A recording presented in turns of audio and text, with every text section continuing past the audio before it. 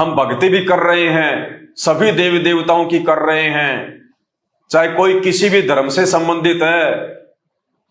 जैसी उनको साधनाएं धर्म गुरुओं के द्वारा, मुल्ला मौलवियों के द्वारा बताई गई हैं, बेचारे सब कर रहे हैं। उसके बावजूद भी सबके घर में अमंगल, कोई सिक्योरिटी नहीं है, कोई भी सिक्योर नहीं है। न जाने कब उसकी आंखों के आगे उसका बेटा मर जाए, उसकी बेटी मर जाए, न जाने कब उनका एक्सीडेंट हो जाए, कब खुद का एक्सीडेंट हो जाए, कब और कौन सी बीमारी आके पूरे परिवार को अपनी चपेट में ले ले। कोई भी सिक्योर नहीं है, कोई गारंटी नहीं दे सकता।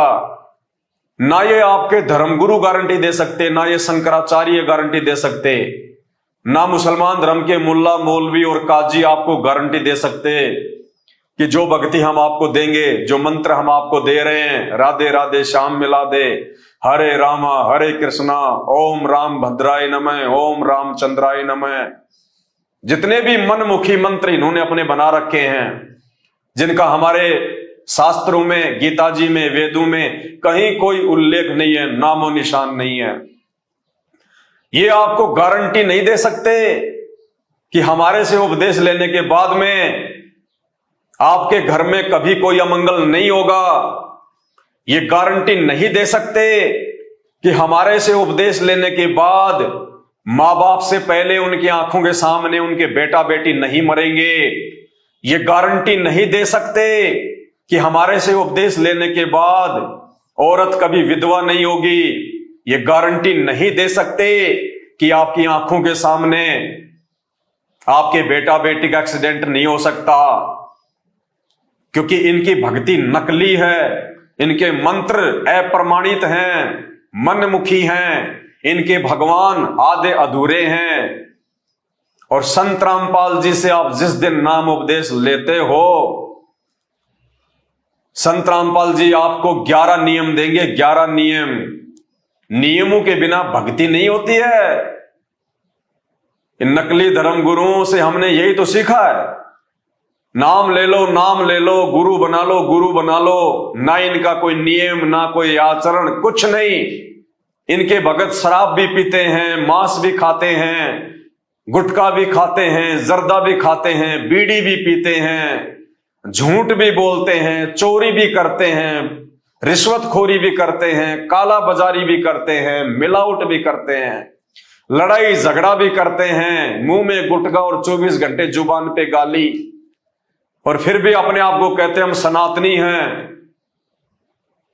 हम परम हिंदू हैं। कभी संत रामपाल जी के प्रवचन सुन के देखो, भक्ति के नियम क्या हैं। नियम के बिना भक्ति शुरू भी नहीं होती है।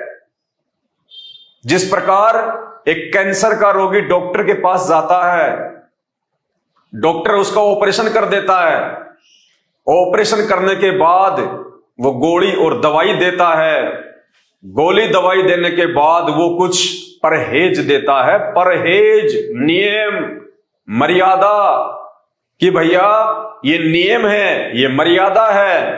अगर तूने अपना कैंसर का रोग कटवाना है तो ये तो तुझे दवाइयां खानी पड़ेगी टाइम टू टाइम, और साथ में तुझे ये परहेज भी निभाने पड़ेंगे। नींबू नहीं खाना, खट्टा नहीं खाना, मीठा नहीं खाना, दही नहीं खाना, छाछ नहीं पीना, जो भी नियम होते हैं वो नियम बताएगा। और वो डॉक्टर चाहे कितना ही अच्छा क्यों ना हो, उसने ऑपरेशन चाहे कितना ही अच्छा क्यों ना कर दिया हो, उसके द्वारा दी गई मेडिसिन कितनी भी अच्छी और महंगी क्यों ना हो, यदि आपने वो परहेज नहीं निभाए, आपने वो कॉन्स्टिपेशन नहीं निभाए, तो वो डॉक्टर उसकी दवाई, उसकी मेडिसिन, उसकी सलाह आपके रोग को कभी जिंदगी में समाप्त नहीं कर सकती। इसी प्रकार जो पूर्ण संत होता है, जो आदि पुरुष होता है, जो आदि राम होता है, जो धरती पे तत्वदर्शी संत के रूप में प्रकट होता है, भक्ति देने के लिए, भक्ति करवाने के लिए, जब हम उस संत से नाम लेते हैं, नाम क्यों लेते हैं? हम एक बहुत भयंकर रोग लगा हुआ है सभी को। एक तो होते हैं शारीरिक रोग, एक होता है आध्यात्मिक रोग, आत्मिक रोग। तो जितने भी मानव शरीरधारी प्राणी, स्त्री पुरुष, बच्चे बुजुर्ग इस धरती पे हैं, चाहे वो मुसलमान हैं, चाहे हिंदू हैं, चाहे जैनी हैं, चाहे सिख हैं, चाहे ईसाई हैं, उन सभी को एक आत्मिक रोग लगा हुआ है, एक आध्यात्मिक रोग लगा हुआ है। और वो रोग क्या है? जन्म और मृत्यु का रोग। जन्म और मृत्यु। और जब तक ये रोग समाप्त नहीं होगा तब तक हम महादुखी रहेंगे। बार बार हमें जन्म लेना पड़ेगा, बार बार हमारे को गधे कुत्ते सूअर बनना पड़ेगा, बार बार हमारे को नरक में जाना पड़ेगा। तो जब हम परम संत से नाम लेते हैं तो हम अपना वो जन्म मरण का रोग कटवाने के लिए लेते हैं, मोक्ष के लिए लेते हैं कि हमारी मुक्ति हो जाए, सदा सदा के लिए जन्म मृत्यु का रोग समाप्त हो जाए, मैं जन्म मरण से दूर हो जाऊं, मैं ये कष्ट, ये दुख, ये परेशानियां हर बार मानव जन्म लेके या पशु पक्षियों का जन्म लेके ना भोगूं, ये नारकीय जीवन मुझे ना जीना पड़े। इसलिए वो परम संत की तलाश करता है, इंसान को भक्ति की जरूरत पड़ती है। तो हम अपना जन्म और मरण का रोग कटवाने के लिए जब आध्यात्मिक डॉक्टर सच्चे गुरु के पास में जाते हैं, तो जब गुरु हमें नाम देता है, हमारे को उपदेश देता है, तो वो हो गया हमारा ऑपरेशन। यानी गुरु ने वो नाम उपदेश देके हमारा ऑपरेशन कर दिया जन्म और मरण का। फिर गुरु हमें कुछ मेडिसिन देता है, जैसे वो डॉक्टर देता है। गुरु की मेडिसिन क्या है? 3 समय की आरती, जो वेदों में प्रमाणित है। हमारे नकली धर्म गुरुओं को तो ये भी नहीं पता कि 3 समय की आरतियां, 3 समय की संध्या हमारे धर्म ग्रंथों में वर्णित है। 3 समय की आरती देगा जो परम संत होगा, जो पूर्ण संत होगा, जिसकी भक्ति से मोक्ष मिलना होगा, वो 3 समय की आरती देगा, सुबह की, दोपहर की और शाम की, और शास्त्रों से प्रमाणित देगा। तो गुरु हमें मेडिसिन के रूप में 3 समय की आरती देंगे और हमें वो मंत्र देंगे जो मंत्र शास्त्रों से प्रमाणित होंगे। सबसे पहले वो गुरु हमें नीचे के जो देवी देवता हैं, जो हमारे शरीर के कमलों में निवास करते हैं, ये सभी जानते हैं जो लोग थोड़ा बहुत आध्यात्मिक ज्ञान रखते हैं, चाहे हिंदू हो चाहे मुसलमान हो। जो भी स्त्री या पुरुष है, उनके शरीर में पीछे जो रीढ़ की हड्डी है, जो बैकबोन है, उसके अंदर की साइड में सूक्ष्म रूप में कमल बने हुए हैं। कमल दल कहते हैं जिनको कमल चक्र कहते हैं, जिनमें 5 देवी देवताओं का वास है। ब्रह्मा और शांतरी जी का, उसके बाद में गणेश जी का, उसके बाद में लक्ष्मी और श्री विष्णु जी का, उसके बाद में शंकर और पार्वती जी का, और उसके बाद में दुर्गा जी का। इन 5 शक्तियों का वास हर स्त्री पुरुष के शरीर में बने हुए कमल चक्रों में होता है, जो हमारी बॉडी को नियंत्रित करते हैं, जो हमारे जीवन के संचालन करता है, वो चाहे हिंदू हो चाहे मुसलमान हो। तो गुरु हमें इनके मंत्र देगा। तो संत रामपाल जी हमें सबसे पहले जो मंत्र देंगे, जो मंत्र देते हैं, वो इनके वास्तविक मंत्र देंगे। ब्रह्मा और शांतरी जी का मंत्र देंगे, जो मंत्र शास्त्र प्रमाणित है, जिस मंत्र के जाप करने से ब्रह्मा और शांतरी जितना हमें लाभ दे सकते हैं, जितनी उनकी क्षमता है आध्यात्मिक स्तर में, वो तुरंत लाभ देना शुरू कर देंगे, तुरंत। बाकी नकली धर्मगुरुओं के मंत्रों से लाभ नहीं देंगे, क्योंकि पहली बात तो एक संत रामपाल जी को छोड़ के आज पूरे विश्व में कोई धर्मगुरु नाम उपदेश देने का धरती पे अधिकारी ही नहीं है। ये जितने भी धर्मगुरु हैं, ये मनमुखी रूप से अपने आप को धर्मगुरु बनाकर अपने पैरों पे खुद ये कुल्हाड़ा मार रहे हैं। ये खुद भी नरक में जाएंगे और इनके अनुयायी तो जाने ही जाने हैं। तो सर्वप्रथम संत रामपाल जी हमारे को 7 मंत्र देंगे, जिनको प्रथम मंत्र कहा जाता है, जिनमें बीच के जो 5 मंत्र हैं उनमें एक ब्रह्मा और शांतरी जी का मंत्र, उस मंत्र के जाप से ये ब्रह्मा और शांतरी जी आपको वो लाभ देंगे, आपके शरीर में वो राहत देना शुरू कर देंगे, जो राहत आप लाखों की दवाइयां खा के बड़े से बड़े डॉक्टर से परामर्श लेके प्राप्त नहीं कर सकते। उसके बाद में श्री गणेश जी का मंत्र देंगे।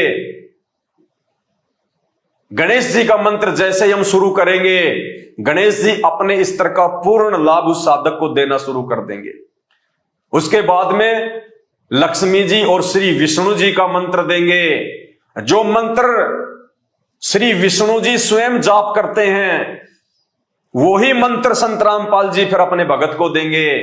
और जब हम उस मंत्र का जाप शुरू करेंगे, जिस मंत्र का जाप स्वयं श्री विष्णु जी करते हैं, तो ब्लूटूथ से ब्लूटूथ का तुरंत जो है वो कनेक्शन हो जाएगा और तुरंत वो लाभ मिलने शुरू हो जाएंगे।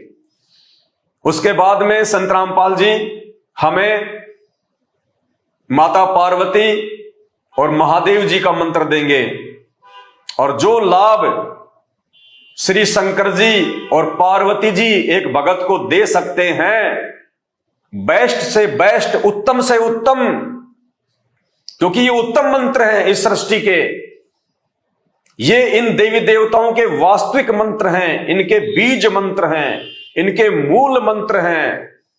ये देवी देवता अगर आकर्षित हो सकते हैं किसी भगत पे, तो केवल इन्हीं मंत्रों से हो सकते हैं। बाकी इनका नाम आप चाहे पूरी जिंदगी उच्चारते रहिए कि हे माता पार्वती, हे भगवान शंकर, हे भोलेनाथ, कितनी भी आप जी हरिद्वार से कावड़ पे कावड़ लेके आ जाइए, कितना ही आप शिवलिंग पे बेल पत्र और जल चढ़ा दीजिए, कितने ही आप जी केदारनाथ बद्रीनाथ की पैदल यात्रा कीजिए, आपको 0/0 लाभ नहीं मिलेगा उस भक्ति से, क्योंकि वो मनमुखी भक्ति है। इस प्रकार की मनमुखी भक्ति से और साधना से, नंगे पैर होके भरमने से, भटकने से ये शंकर और पार्वती भी प्रसन्न नहीं होते हैं। और यही कारण है केदारनाथ में कैसी कैसी त्रासदियां हुई हैं। 20-20 हजार लोग उस पर्वत के ढह जाने से वहां पे मरे हैं अकाल मौत। क्या भगवान शंकर बेहोश थे उस समय? क्या भगवान शंकर को इस बात का नहीं पता था कि मेरे भगत कहां कहां से चल के आए हुए हैं, कितना पैसा और अपना समय बर्बाद करके मेरे दर्शनों के लिए नीलकंठ पे आए हैं, केदारनाथ पे आए हैं? क्या भगवान शंकर को वो जनसंख्या, वो भीड़, वो दिखाई नहीं दे रही थी? क्या भगवान शंकर को इतना भी नहीं पता था कि कुछ ही समय बाद में ये पर्वत टूट के नीचे गिरने वाला है और मेरे 20,000 से ज्यादा भगत इस पानी में बह के, पर्वत के नीचे दब के अकाल मौत मरने वाले हैं? उन्होंने किसी को नहीं चेताया, किसी के अंदर कोई भी जो है वो प्रेरणा नहीं करी, क्योंकि भगवान शंकर और पार्वती भी इस पाखंड पूजा से प्रसन्न नहीं है। अरे दुनिया का ऐसा कौन सा मां बाप है जो ये चाहेगा कि मेरा बच्चा 500 किलोमीटर से पैदल चल के मुझे प्रसन्न करे? कौन मां बाप है जो अपने बच्चों के पैरों में छाले देखना पसंद करेगा? हमारा बच्चा 2 मिनट के लिए अगर धूप में चला जाए, हम तुरंत उसको उठा के छाया में ले आते हैं कि कहीं मेरे बच्चे के पैर ना जल जाएं। तो भगवान शंकर और पार्वती तो दयालुता में आम माता पिता से भी कहीं ज्यादा हैं।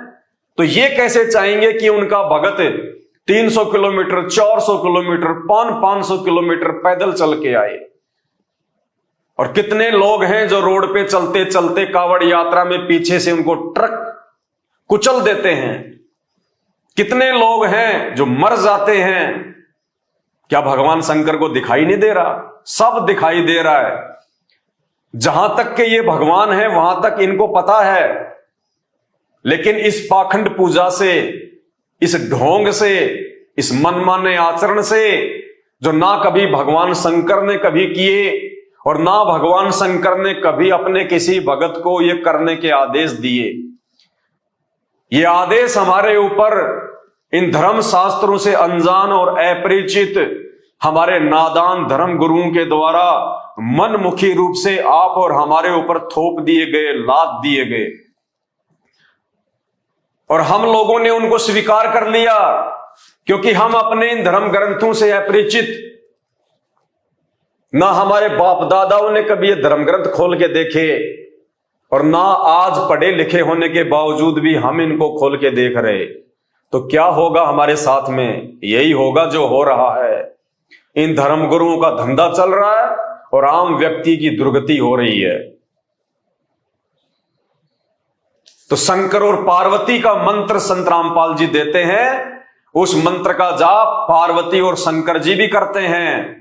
और जब उसी मंत्र का जाप अधिकारी और पूर्ण गुरु से लेके, तत्वदर्शी संत से लेके जब हम शुरू करते हैं तो हमें पार्वती और शंकर जी के स्तर का पूर्ण लाभ मिलता है। शंकर और पार्वती जी मजबूर हो जाते हैं, विवश हो जाते हैं उस भगत को उन मंत्रों का जाप करने के चलते वो लाभ देने के लिए। उसके बाद में पांचवा जो मंत्र है वो दुर्गा जी का मंत्र है, शेरावाली का मंत्र है, जो केवल संत रामपाल जी ही देने के अधिकारी हैं पूरी दुनिया में। और इस धरती पे कोई भी धर्मगुरु ऐसा नहीं है जो उस मंत्र को दान जो है वो कर दे। अगर किसी ने संत रामपाल जी से वो मंत्र चुरा के, या कोई ऐसा नालायक व्यक्ति जो संत रामपाल जी से वो मंत्र प्राप्त करके और कुछ समय उपरांत उनकी भक्ति को छोड़ के मनमुखी रूप से खुद ही वो गुरु बन बैठे और खुद लोगों को वो मंत्र दान जो है करने लग जाए, उससे भी कोई लाभ नहीं होगा। क्योंकि जब तक अधिकारी व्यक्ति मंत्र नहीं देगा उस मंत्र का संपूर्ण लाभ साधक को नहीं मिलेगा। जैसे बुलेट होती है, गोली जो बंदूक से चलती है, एक व्यक्ति ऐसा है जो उस गोली को, उस बुलेट को अपने हाथ में लेके और उसको किसी निशाने पे मार रहा है, उसको फेंक रहा है। तो हम सब जानते हैं वो गोली, वो बुलेट अपना वास्तविक काम नहीं करेगी, सही काम नहीं करेगी। और उसी बुलेट को, उसी गोली को यदि उस बंदूक के अंदर डाल के और फिर यदि निशाना मारा जाएगा तो वो बुलेट अपना वास्तविक काम करेगी। इसी प्रकार यदि इन मंत्रों को संत रामपाल जी के अलावा, उस अधिकारी सतगुरु के अलावा, उस तत्वदर्शी संत के अलावा, उस बाखबर के अलावा यदि कोई व्यक्ति किसी को दान भी करेगा तो वो मंत्र अपना वास्तविक काम नहीं करेंगे। उन देवी देवताओं का जो लाभ है उन साधकों को पूर्ण लाभ नहीं मिलेगा। वो खुद भी अंत में सर्वनाश को प्राप्त होगा और उस व्यक्ति से मंत्र लेने वाले लोग भी अंत में दुर्गति को ही प्राप्त होंगे। तो ये वास्तविक मंत्र इन देवी देवताओं के वर्तमान में इस धरती पर केवल परम पूज्य सतगुरु रामपाल जी भगवान के पास में है। तो ऐसे महान सतगुरु के मुख कमल से जब आप उनके सत्संग सुनोगे, जब आप उनकी वाणियां सुनोगे, जब आप उनके प्रवचन सुनोगे, निष्पक्ष होकर धैर्य के साथ में, उसके बाद में आप देखना आपको कैंसर क्या, चाहे कैंसर का बाप क्यों ना हो, चुटकियों में उसका प्रभाव खत्म होता चला जाएगा। चुटकियों में हाथ कंगन को आरसी क्या, पढ़े लिखे को फारसी क्या, आजमा के देख लेना। उनसे नाम दीक्षा लेने का कोई पैसा नहीं लगता है। उनसे नाम दीक्षा लेने के लिए आपने अगरबत्ती का पैकेट और नारियल हाथ में लेके नहीं जाना कहीं पे। ये पाखंड है। ये अगरबत्ती, ये नारियल, ये फूल, ये माला, ये धूप बत्ती, ये सब पाखंड है। गीता जी में और वेदों में इनके लिए कोई जगह नहीं है। ये केवल मनमुखी रूप से इन नकली धर्म गुरुओं के द्वारा, चाहे वो किसी भी धर्म के क्यों ना हो, भोले भगत समाज के ऊपर लाद दिया गया मनमाना आचरण है। और यही कारण है आज हिंदू समाज कोई न कोई भक्ति हर परिवार जरूर करता है, उसके बावजूद भी उनके घर में, उनके शरीर में कोई सुख नहीं।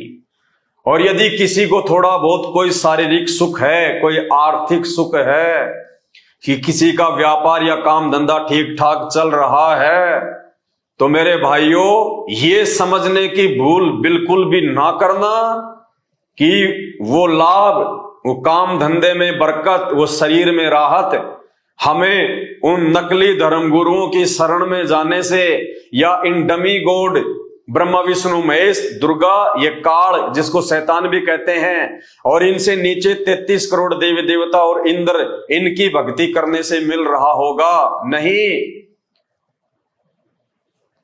ब्रह्मा विष्णु महेश, इनकी माता दुर्गा और इनका पिता शैतान, और नीचे के 33 करोड़ देवी देवता, ये आपको ना ही तो कोई लाभ दे सकते हैं और ना ही आपका कोई नुकसान जो है वो कर सकते हैं।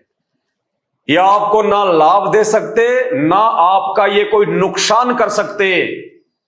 ये केवल आपको उतना ही देते हैं जितना उस पूर्ण परमात्मा ने, उस आदि पुरुष ने, उस आदि राम ने आपके संस्कार में, आपके भाग्य में, उस विधाता ने लिख दिया है। उससे ना ही तो ये कम कर सकते, ना ही ये उससे कुछ ज्यादा दे सकते। ये तो एज ए मैनेजर की तरह काम करते हैं उस आदि पुरुष के नीचे, उस कबीर परमात्मा के नीचे। शैतान से लेके दुर्गा, ब्रह्मा विष्णु महेश और 33 करोड़ देवी देवता, ये केवल एक मैनेजर के रूप में काम करते हैं। आप और हम लेबर हैं, जितने भी स्त्री पुरुष हैं, मानव शरीरधारी जो प्राणी हैं, वो हम एक मजदूर हैं, लेबर हैं। जैसे एक बहुत बड़ी फैक्ट्री का कोई मालिक है और मालिक ने लेबर के ऊपर कंट्रोल करने के लिए, उनसे काम करवाने के लिए एक मैनेजर नियुक्त किया होता है। मैनेजर फिर अपने नीचे एक सुपरवाइजर को नियुक्त करता है, सुपरवाइजर फिर अपने नीचे ठेकेदार को नियुक्त करता है। इसी प्रकार वो मालिक, वो सेठ, वो आदि पुरुष है, वो परम पुरुष है जो आज धरती पे संत रामपाल जी के रूप में प्रकट है। और उस आदि पुरुष ने, उस सेठ ने, उस मालिक ने, जो उस कंपनी का सेठ है, और वो आदि पुरुष जो इस सृष्टि का सेठ है, इस सृष्टि का मालिक है। जैसे उस कंपनी के मालिक ने लेबर के ऊपर नियंत्रण करने के लिए, उनकी देख रेख के लिए, काम को सही तरीके से करवाने के लिए एक मैनेजर नियुक्त किया हुआ है, उसी प्रकार उस आदि पुरुष ने, उस सृष्टि के रचनहार ने, इस 3 लोक की सृष्टि के ऊपर नियंत्रण करने के लिए शैतान को नियुक्त कर रखा है, उस काल को नियुक्त कर रखा है। अब आप कहेंगे शैतान को क्यों नियुक्त किया, काल को क्यों नियुक्त किया?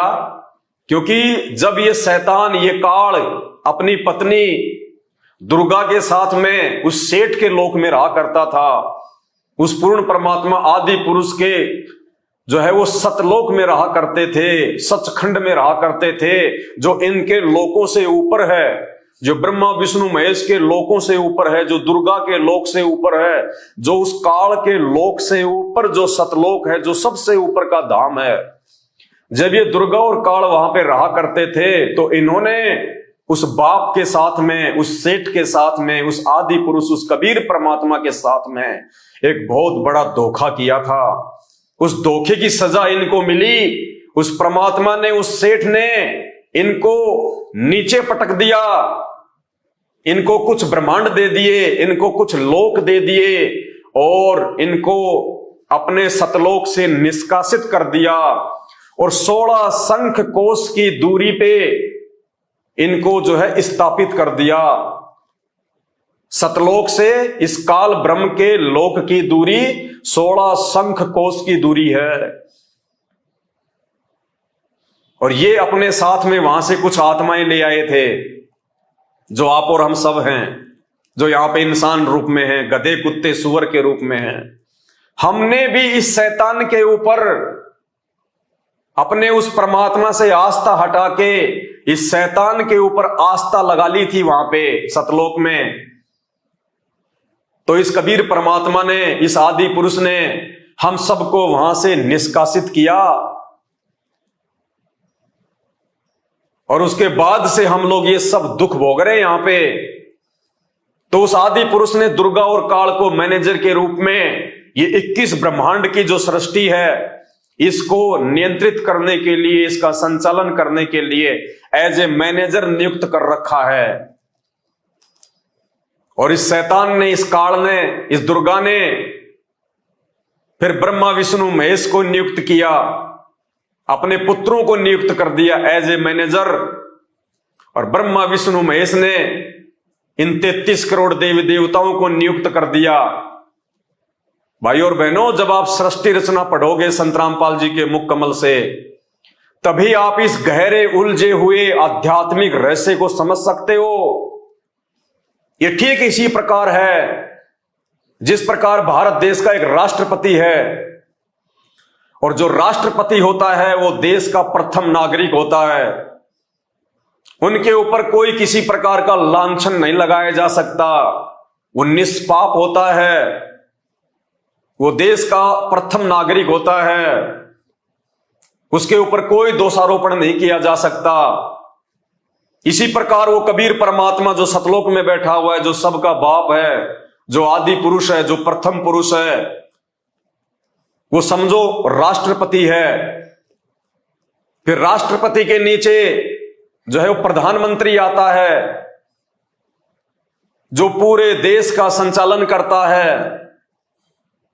तो इसी प्रकार उस आदि पुरुष के बाद में ये काल है, जो एज ए प्रधानमंत्री यहां पे 21 ब्रह्मांड को संचालित करता है, अपनी पत्नी दुर्गा के साथ मिलके।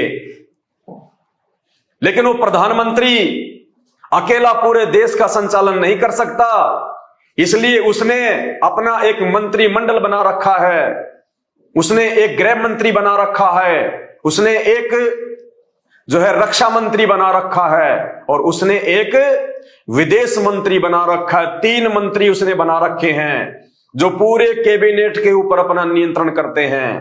तो ठीक इसी प्रकार ये दुर्गा और काल अकेले इस 21 ब्रह्मांड को संचालित नहीं कर सकते, इसलिए उसने अपने 3 मंत्री बना रखे हैं, ब्रह्मा विष्णु और महेश। ब्रह्मा जी को काम दे दिया जीवों की उत्पत्ति करना, विष्णु जी को काम दे दिया सबका पालन पोषण करना, और शंकर जी को ड्यूटी दे दी अंत में सबका संहार करना। फिर वो जो मंत्रिमंडल है जो प्रधानमंत्री का, 3 जो उसके जो मंत्री हैं, रक्षा मंत्री, गृह मंत्री और विदेश मंत्री, उन्होंने फिर नीचे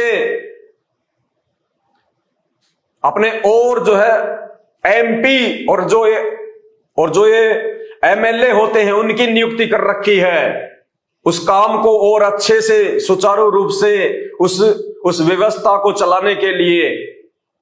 तो इसी प्रकार फिर ब्रह्मा विष्णु महेश ने इंद्र को नियुक्त कर रखा है, और इंद्र ने फिर 33 करोड़ देवी देवताओं को नियुक्त कर रखा है इस 3 लोक की सृष्टि के संचालन के लिए। जिस प्रकार हर एक स्टेट में मुख्यमंत्री हो गए, मुख्यमंत्री ने फिर विधायकों को नियुक्त कर रखा है, फिर उनके नीचे सभी जिलों के जिला कलेक्टर आते हैं, फिर गांव में जैसे कोई सरपंच आ गया, कोई चेयरमैन आ गया।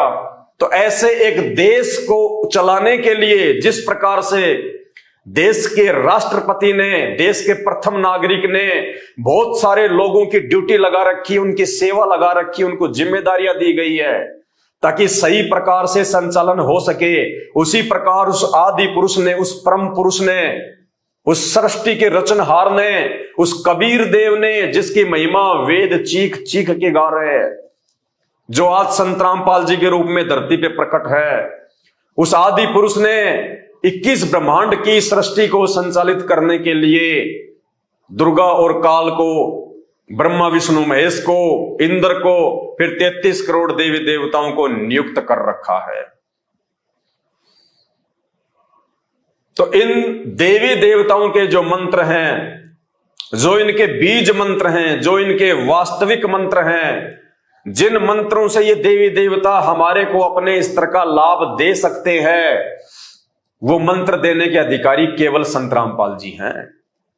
इसके अलावा ये देवी देवता, चाहे 33 करोड़ देवी देवता हो, चाहे ब्रह्मा विष्णु महेश हो, चाहे दुर्गा हो, चाहे उसका पति शैतान हो, ये हमारे प्रारब्ध में, हमारे भाग्य में लिखे हुए कर्म और कुकर्मों में कोई परिवर्तन नहीं कर सकते, कोई चेंज नहीं कर सकते। हमारा जो प्रारब्ध हमारे कर्मों के अनुसार, हमारी करनी के अनुसार जो उस पूर्ण परमात्मा आदि पुरुष ने, आदि राम ने लिख दिए, ये केवल हमारे को उनका भोग दे सकते हैं। जैसे वो मैनेजर उस फैक्ट्री के मालिक के द्वारा जो तनख्वाह मजदूरों की बना के दे दी जाती है, जो सुविधा उन मजदूरों के लिए निर्धारित जो है वो कर दी जाती है, वो मैनेजर, वो सुपरवाइजर उससे ज्यादा सुविधा उनको नहीं दे सकता, अपनी तरफ से नहीं दे सकता, और ना ही उनकी तनख्वाह में किसी प्रकार की वो कटौती जो है वो कर सकता है, क्योंकि उस मालिक ने तनख्वाह बना के दे दी, साइन करके दे दिए। तो इसी प्रकार उस पूर्ण परमात्मा आदि पुरुष ने, उस प्रथम पुरुष ने, उस स्वयंभू परमात्मा ने, कबीर देव ने हम जीव आत्माओं के भाग्य में, हमारे संस्कार में, हमारे प्रारब्ध में, हमारे ही कर्मों के अनुसार जो लिखना था वो लिख दिया। अब ये ब्रह्मा विष्णु महेश, दुर्गा, काल, 33 करोड़ देवी देवता, भैरव, भूत, प्रेत, कुछ भी हो, ये कोई चेंजमेंट नहीं कर सकते। आप चाहे इनकी भक्ति कीजिए या ना कीजिए, आप इनको पूजिए चाहे ना पूजिए, आप इन नकली धर्मगुरुओं की शरण में जाइए चाहे ना जाइए, आपके भाग्य में यदि सुख है तो आपको सुख ही मिलेगा, और आपके भाग्य में यदि दुख है, परेशानी है, संकट है, बीमारी है, एक्सीडेंट है, अकाल मृत्यु है, तो वो आपको मिलेगी। ये ब्रह्मा विष्णु महेश, दुर्गा, उसका पति काल और 33 करोड़ देवी देवता, ये आपके भाग्य में किसी प्रकार का कोई भी चेंजमेंट नहीं कर सकते हैं। चाहे आप इनकी कितनी आरती कर लो, कितनी इनकी भजनमाला कर लो, कितना इनकी लीलाओं का गुणगान कर लो, आप कितना ही केदारनाथ जाइए, बद्रीनाथ जाइए, आप जी कावड़ लेके आइए, आप जी ये व्रत कीजिए, कुछ भी कीजिए, तो फिर इसको चेंज कौन कर सकता है? अगर मेरे भाग्य में मृत्यु है, अकाल मृत्यु है, एक्सीडेंट से मृत्यु होना लिखा है, मेरे परिवार पे कोई आपत्ति आनी है, मैं किसी भयंकर महामारी की चपेट में आने वाला हूं, तो इन सभी को कौन चेंज कर सकता है? मेरे भाग्य में लिखे हुए, मेरे प्रारब्ध में लिखे हुए उन दुखों को, उन कष्टों को कौन चेंज कर सकता है? केवल वो आदि पुरुष, वो आदि राम, वो सबका जनक, वो सृष्टि का रचयिता, वो कबीर देव, वो स्वयं ही इस धरती पे आप और हमारे इन दुखों से दुखी होके, आप और हमारी इन तकलीफों को देख के, क्योंकि वो परम दयालु है, वो दयावान है, उससे अपने बच्चों का दुख देखा नहीं जाता, जो इस शैतान के द्वारा, ब्रह्मा विष्णु महेश के द्वारा जो हमारे को यहां पे दिया जाता है, वो परमात्मा देख नहीं सकता। इसलिए वो स्वयंभू परमात्मा, वो आदि राम, वो आदि पुरुष, वो कबीर देव, गीता जी के अनुसार अध्याय नंबर 15 श्लोक नंबर 104 के अनुसार कि अर्जुन, अगर तुझे पूर्ण मोक्ष की प्राप्ति चाहिए, अगर तुझे परम सुख की प्राप्ति चाहिए, तो तू किसी तत्वदर्शी संत की खोज कर, जाके उनको दंडवत प्रणाम कर, उनको प्रसन्न कर और उनके बताए अनुसार साधना कर, फिर तेरा वो प्रारब्ध का कर्म, तेरा वो संकट, तेरा वो संस्कार वो तत्वदर्शी संत ही काट सकता है। यानी श्री कृष्ण जी ने भी अर्जुन के सामने ये बात कहते हुए अपने हाथ खड़े कर लिए, वरना श्री कृष्ण जी को यह कहने की आवश्यकता नहीं थी कि वो तत्वदर्शी संत ही तुझे परम सुख और परम शांति और जन्म मरण से मुक्ति दे सकता है। अगर श्री कृष्ण यानी विष्णु जी के भाग्य में, श्री विष्णु जी के हाथ में अगर ये बात होती तो वो किसी अन्य तत्वदर्शी संत की तरफ ये संकेत नहीं करता कि उसकी शरण में जाने से तेरा जन्म मृत्यु का रोग कटेगा।